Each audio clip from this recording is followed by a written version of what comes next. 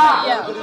আমাদের দেশের নাস্তিকেরা মসজিদের বিরুদ্ধে কথা বলে না, কথা বলে মাদ্রাসার বিরুদ্ধে, কারণ এখান থেকে তো মসজিদের ইমাম তৈরি হয়। আসসালামু আলাইকুম ওয়া রাহমাতুল্লাহ।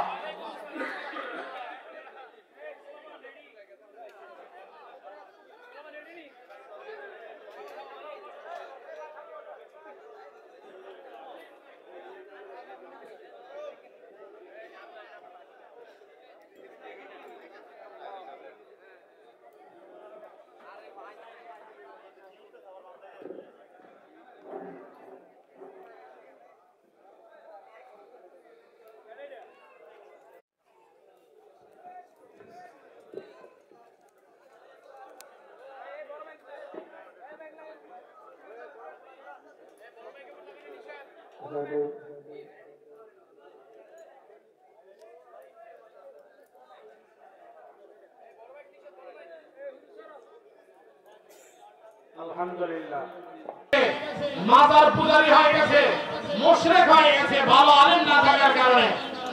যত আলেম ওলামা আল্লাহ তাআলার দিকে মানুষকে আহ্বান করে, আল্লাহ তাআলা সকলের নেক হায়াত দান করেন। আমাদের হযরতের আল্লাহ নেক হায়াত দান করেন। কয়েক মিনিটের মধ্যে হযরত আলোচনা শুরু করবেন।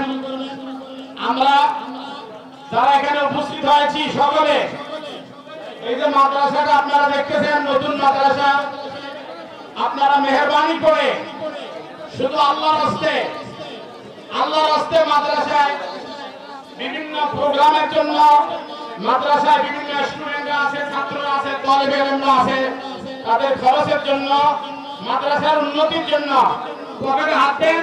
আমাদের পক্ষ থেকে ব্যাগ নিয়ে যাবে।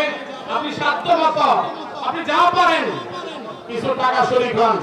আল্লাহর রাস্তে হযরতের প্রোগ্রামে এসেছেন, এই জন্য আপনারা যা পারেন, যারা ব্যাগ নিয়ে আসেন, মেহেরবানি করে নামেন। আপনি হাতে কিছু টাকা নেন আর মুখ করে ব্যাগের মধ্যে রেখে দেন।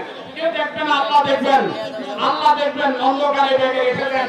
আল্লাহকে খুশি করার জন্য এই দ্বীনি মাদারেস, এই মাদ্রাসাগুলি না থাকলে এত বড় বড় আলেম তৈরি হতো না। আমাদের দেশের নাস্তিকেরা মসজিদের বিরুদ্ধে কথা বলে না, কথা বলে মাদ্রাসার বিরুদ্ধে, কারণ এখান থেকে তো মসজিদের ইমাম তৈরি হয়।